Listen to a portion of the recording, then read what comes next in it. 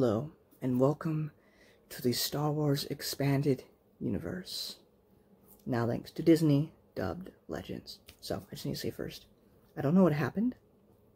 I read Han Solo at Star's End, the first book in the trilogy made by Brian Daley. Now, that video, I don't know what happened to it. It got messed up, and I couldn't upload it. So we're just doing a 2 slice and half. Hold on, let me try to get this right. Slice and half.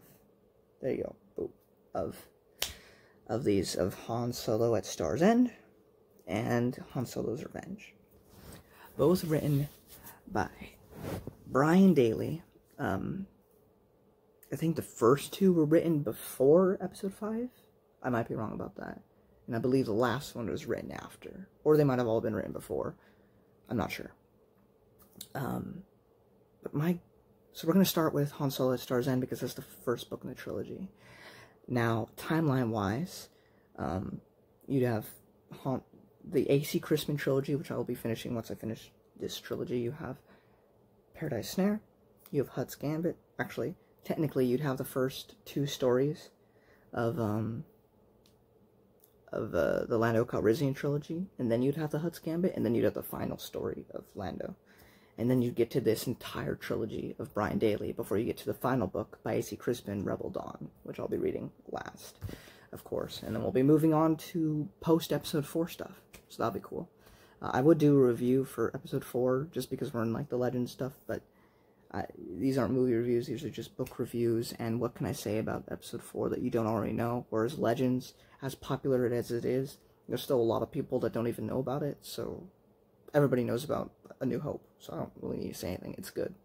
But, speaking about Han Solo at Star's End, so it's a shorter book, like the Lando one, so I'm not going to tell too much, whereas I might get a little bit more into Revenge, even though that's also short. What I love about Brian Daley's writing is that, like, with A.C. Christmas trilogy, at least from what I've read so far, not as much in the Hutt's Gambit, mostly just Paradise Snare. Hutt's Gambit, I see a lot more. But, like, of course I picture Harrison Ford, like, younger or whatever, because Han Solo was played by him. However, I don't know, it's just because it's so early, and he's still, you know, he was raised up doing criminal stuff or whatever. But he's still, like, kinder back then. And some of the stuff he says, of course, I know Han Solo is saying it because the whole book revolves around him and he's the main character. But I just can't imagine Harrison Ford saying it, if that makes any sense. Whereas in this trilogy, like, there are a lot of lines in this where I really feel like I could hear Harrison Ford saying these lines. I don't know, I'm weird. I also, like, there's a line in here, in the first one at Star's End, about how Han likes to shoot first, because it's better to shoot first. I don't remember the quote, but it was really cool. And this was made before the special editions where George Lucas added stuff and made Greedo shoot first or whatever, but Han said it, he shoots first, so it's canon that he shoots first, even if when we watch it he doesn't. We're just going to pretend that he shoots him, because as far as understood in the context of the 4th movie, Greedo was just gonna take him to the authorities. He didn't plan on killing him or anything, or not to the authorities, like Jabba or whatever, but he's like, excuse me, I ain't going anywhere, man. If you're gonna keep bugging me, then plow, you're dead. Because he's cold like that, he's a thug. Because he's cool, but not a role model at that point. Because here's the thing, he's in Paradise Snare, he's, you know, innocent, or at least, he's not innocent, but he's a kinder person, and he loses that over the course of a lifetime, over experiences, and then he kind of regains that when he finds something to fight for in the Rebel Alliance, which we'll see in the movies. I love Han Solo and Chewbacca's dynamic. You feel like, in this series, like, they really are, like Lando is a good friend of Han's, but no one ever can compete with him and Chewie. They are the best friends ever. And of course, in this series, he has loads of girlfriends. Here's the thing, though. I really feel like, from what I've read so far, Han Solo has only been in love with 2 people. Maybe 3 if you want to argue that older lady that wanted revenge on the Empire for her husband in the Hutt's Gambit, but that's debatable. I really feel like it's mainly just Bria and Leia. Those are the only women that he's really loves. Others are just like flings that he has fun with. Because he has an ex-fling in this book, Star's End, that because, you know, he needs money, he needs to get repairs for the Falcon, so he gets involved with something that, kind of like Lando, again, he doesn't really want to get involved with, but he does, especially, and slight spoilers here, but this book came out in the 80s, so, but you should read it. Just, that's the main point. You should read Star's End if you haven't. But spoiler-wise,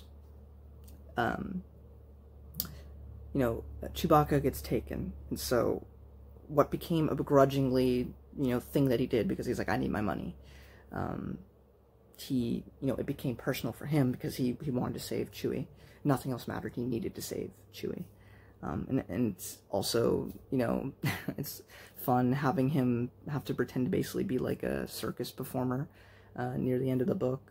And they introduced, we just got done with the Lando trilogy, and we had Reveiw, which, you know, I didn't think I'd love any other droid more than I love C-3PO and R2-D2, though I still don't think I love either of these people more than I love them, but they're probably in like my top 5. I really loved Reveiw. I love these guys that are introduced here. They're Bullocks and Max, and they're so you have Bullocks, who's like, you know, a typical kind of droid that you'd imagine. It's like human looking. And he has this thing on his chest that opens up, and there's a little tiny droid in there that like hack stuff and whatnot, and they're wonderful. I love them so much. Also, big spoilers for this book, so if you don't want spoilers, I'm telling you it's good. Go read it. I'm gonna get into spoilers, just a little one, but there's a part in the book where Han Solo, where this guy accidentally puts himself into an airlock, and then Han catches up to him, and he's like, you know, Han, we can make a deal, we can work, you're only doing this for money, right? You said you're only doing this for money, or whatever. And yeah, he shoots him out the airlock, just cold-blooded. I love it, because we got a little bit of softer side. We got to understand Han and his backstory a little bit more in those other books. But in this one, we have basically Han at the peak of his worst/best. Because he gets better in the movies, morally wise, and he finds something to fight for and people he cares about. Where, in these books, it's like, you know he cares about things, but he's lying to other people, and he's trying to lie to himself, that all he cares about is him and Chewbacca, and their money, and the Falcon, and that's it. Everything else can screw off. But you know Han has a heart, and he does. But he has to fight that off. So we get more of the cold-blooded smuggler, killer dude that we saw in the beginning of episode 4. So I just thought that was really cool. And I don't really want to say too other much. You should just read it. It's pretty short. Go check it out. Now onto Han Solo's Revenge.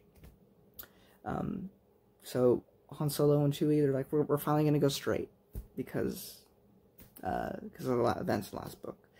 And they're on some backwater planet trying to sell these things to these like native, you know, I don't want to say Native American, but they're, I don't want to get in trouble with YouTube. They're not people. It doesn't matter. They're not that the Indians aren't people. Oh my gosh, these aliens. They're not civilized. They're, you know, they're less technologically advanced. All right.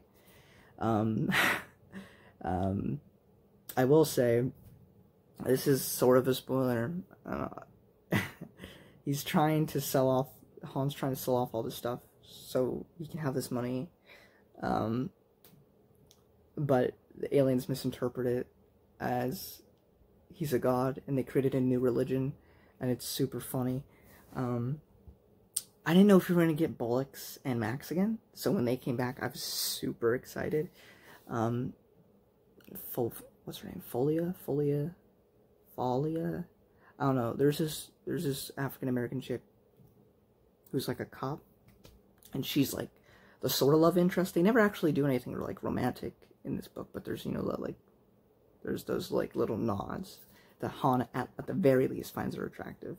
We never actually get anything with that though. But yeah, so the Falcon again needs repairs, as it always does, because, you know, Falcon just constantly needs repairs. And so go to do this simple smuggling mission for someone, to do transportation and stuff, and it turns out to be slaves. Now, if there's one thing Chewbacca and Han hate, it's slavery. Han saved Chewie from slavery, and obviously Chewie was in slavery and he didn't like it. And Han and Chewie will do pretty much anything. They're technically bad guys, but they won't kill somebody in cold blood, and they won't sell slaves. Those are two things that they just refuse to do. They'll sell drugs. They'll do that stuff, but they will not, or transport, not sell, whatever. But they will not transport slaves. They won't do it. It's just the one thing they won't do. And so that gets them, they get into a big issue with that, and it spirals into this whole entire adventure. And I don't want to spoil it. You should go read it. But the last thing I want to talk about with this book, Han Solo's Revenge. Did I mention that we went on to the second book? I hope I did. Anyway, there's this gunslinger. It's kind of like a Western, but it's not. But there's this gunslinger named Galandro, who, as far as we understand it, Han's one of the fastest when it comes to shooting and stuff in the galaxy. He is like one of the best. But he might have finally met his equal with this Galandro guy, and their whole interactions are pretty cool. I loved it.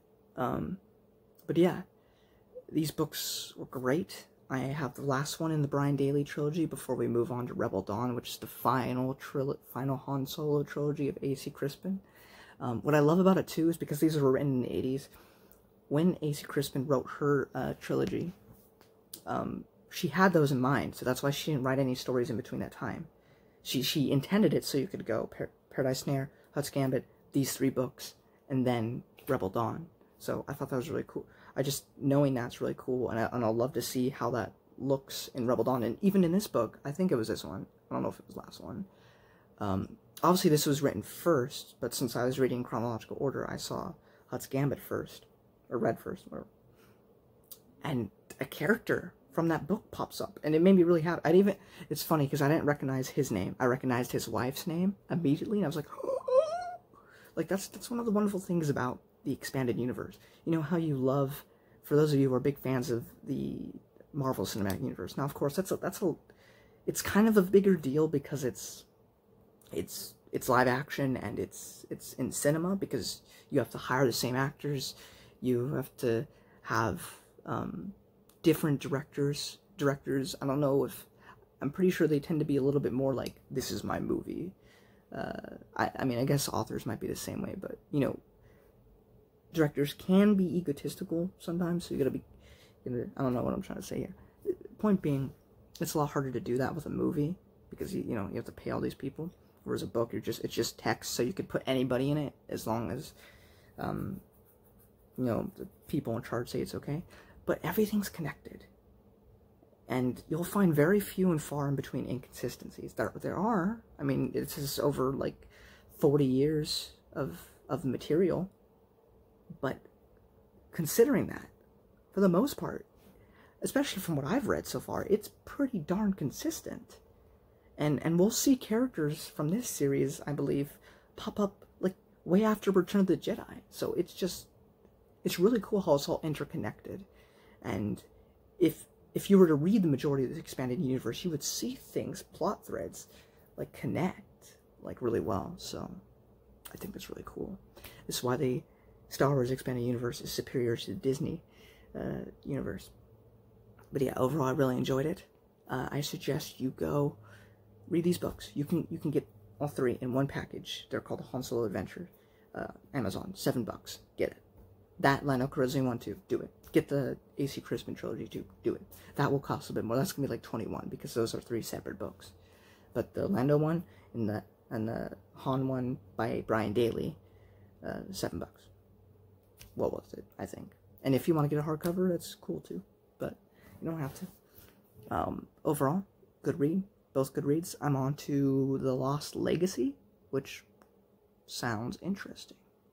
For some reason, it gives me an Indiana Jones vibe. Don't know why.